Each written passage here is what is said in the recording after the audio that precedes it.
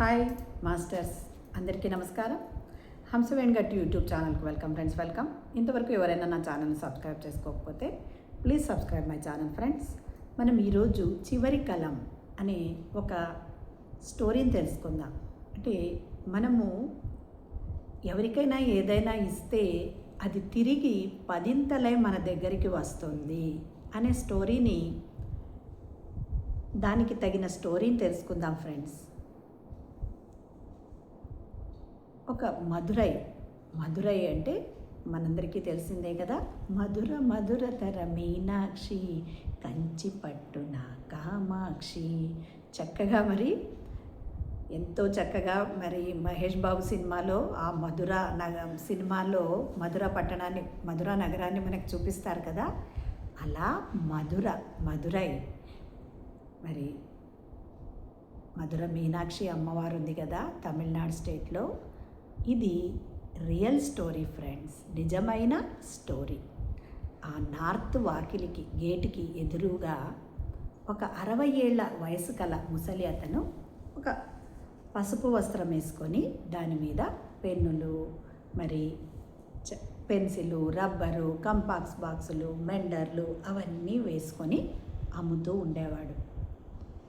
Road side shop ఉన్నట్ల, అంత పెద్దగా జరిగేది కాదు, అయినా అలాగే చేస్తూ ఉండేవాడు. ఎవరైనా పిల్లలు వచ్చి నాకు ఎగ్జామ్ ఉంది, పెన్ను పోగొట్టుపోయింది అని అతని దగ్గర ఎవరైనా వచ్చి అడిగినారనుకోండి, ఈ పెన్ను ఖరీదు ఎంత అంటే, పర్వాలేదు కన్నా, నువ్వు ఈ పెన్ను తీసుకొని పోయి ఎగ్జామ్ రాయి, నీకు మార్కులు వచ్చిన తర్వాత ఎన్ని మార్కులు వచ్చాయో నాకు చెప్పు అని పంపించేవాడు. అలా ఎవరి దగ్గర డబ్బు తీసుకునేవాడు లేదు. డబ్బు లేని వాళ్లకు కూడా పెన్నులు ఇచ్చి ఎగ్జామ్కు అడిగితే పంపించేవాడు ఇచ్చి. అతని భార్య ఎప్పుడు కోపడుతూ ఉంటుందన్నమాట. నువ్వు ఇలా అందరికీ ఇస్తే మనకు జరిగే వ్యాపారమే తక్కువ, మనకే వ్యాపారం లేదు, మనం తినడానికే ఇబ్బంది, ఎందుకు అలా ఇస్తావు అని అంటాడు. కానీ అతను అనేవాడు, ఇది పెట్టుబడి లాంటిది, ఎప్పుడో ఒకసారి తిరిగి వస్తుంది అని అంటామంట. ఆమె నవ్వుకుంటూ వెళ్ళిపోయేది. ఇలా ఇప్పుడు మురుగన్ పెన్ను ఈ డేట్ వేసేవాడు అనమాట. అలా సుమిత్ర హిందీ ఎగ్జామ్కి పెన్ను, అలా శారద పెన్ను, అలా ఎంతోమంది 30 మంది పేర్లు ఉంటాయి దాంట్లో. 30 ఏమి, అలా ఎంతోమంది, కానీ ఎవ్వరూ తిరిగి రాలేదు. ఇప్పుడు అతని వయసు ఎంత అయింది, ఎవరు ఆ పెన్ను ఖరీదు 10 రూపాయలే, కానీ ఎవరు వచ్చి అతనికి ఇవ్వలేదు. పెన్నులు ఇప్పించుకొని పోయిన వాళ్ళు. 80 ఏళ్ల వయసు వచ్చింది అతనికి. చక్కగా 80 ఏళ్ల వయసులో కళ్ళు సరిగా కనిపించవు కదా మాస్టర్స్ అందరికీ. అలాగే షాపు ఆ మధురైకి ఎదురుగా, నార్త్ గేట్ ఎదురుగా పెట్టుకొని రోడ్ సైడ్ అమ్ముతూ ఉన్నాడు. అతని షాప్ ముందు ఒక కారు ఆగింది. దాంట్లో ఒక కోటు సూటు వేసుకొని అతను దిగి వచ్చాడు. ఒక 35 ఏళ్ళ 40 ఏళ్ళ వయసు కలవాడు. వచ్చి తాత అని ఆ తాతకు కాళ్ళు నమస్కారం చేస్తాడు. ఎవరో నన్ను గుర్తుపట్టావురా తాత అంటాడు. ఏమో నాన్న, కళ్ళు కూడా సరిగా కనిపించటం లేదు అని అంటాడనమాట. నేను తాత మురుగన్ని, నీతో నేను ఎగ్జామ్ ఉంది అని, ఆ రోజు లెక్కల ఎగ్జామ్ ఉంది అని, పెన్ను పోగొట్టుపోయింది, ఇరిగిపోయింది అని నీతో వచ్చి నేను పెన్ను ఇప్పించుకొని రాను కదా, ఇంతవరకు నేను పెన్ను ఇవ్వలేదు అని అంటాడు. అందుకనే మీకు ఈ 10 లక్షలు అంటే ఆ 10 రూపాయల పెన్నుకు వడ్డీ వేసి 10 లక్షలు తెచ్చిచ్చాను, తీసుకోండి అని అంటాడు. ఆ పెరియన్ స్వామి అంటాడు, వద్దు నాన్న, వద్దు అంటాడంట. లేదు, తీసుకో తాత, నేను వడ్డీతో సహా నీకు ఈ 10 లక్షలు ఇస్తూ ఉన్నాను అని అంటాడంట. మరుసటి రోజు పేపర్లో ఎంతో చక్కగా సాఫ్ట్వేర్ అధినేత 10 లక్షల చెక్కుని ఈ పెరియన్ స్వామికి ఇచ్చాడు అని పెద్ద హెడ్లైన్స్తో వచ్చింటుంది.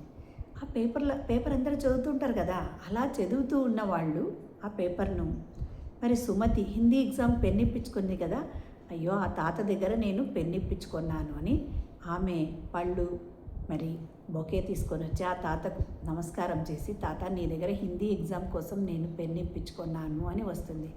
అలా రమేష్, శారద అందరూ వస్తారన్నమాట. కొన్ని రోజులకి అది ఎలా అయిపోతుందంటే ఆ పెరియన్ స్వామి ఆ అంగడి రోడ్డు మీద వేసుకున్నది పెద్ద పెళ్ళిళ్ళ సందడిలాగా కార్లు స్కూటర్లతో నిలబడిపోతుందన్నమాట, నిండిపోయి ఉంటుంది.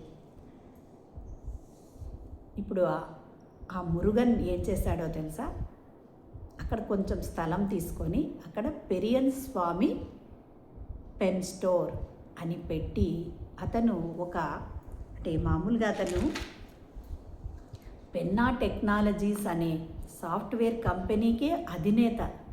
కానీ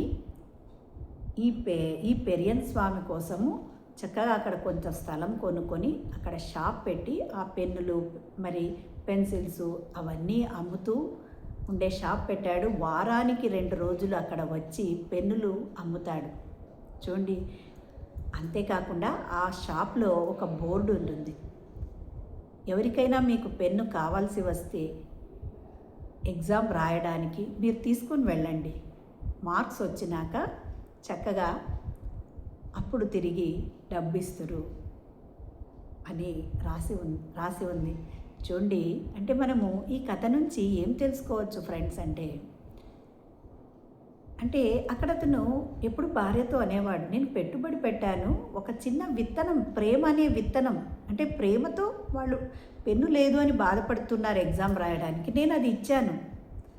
కానీ అది తిరిగి ఇంత పెట్టుబడి, ఇప్పుడు అతని దగ్గర 3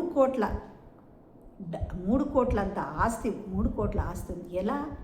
ఎలా వచ్చింది అంటే మనము ప్రేమతో ఒక విత్తనం వేసినాడు, అతను ఏది ఆశించి వేయలేదు, ఏది కోరుకోలేదు, పిల్లలు అని ఇచ్చాడు. అంటే ఆ సృష్టి ఎప్పుడు మనం చేస్తూ ఉన్నది, మాట్లాడుతూ ఉన్న దానిని కానీ మన చేతలలో, అంటే మనం పని చేస్తూ మన ఆలోచనలు ఏది అవన్నిటినీ రికార్డ్ చేస్తూ ఉంటుంది.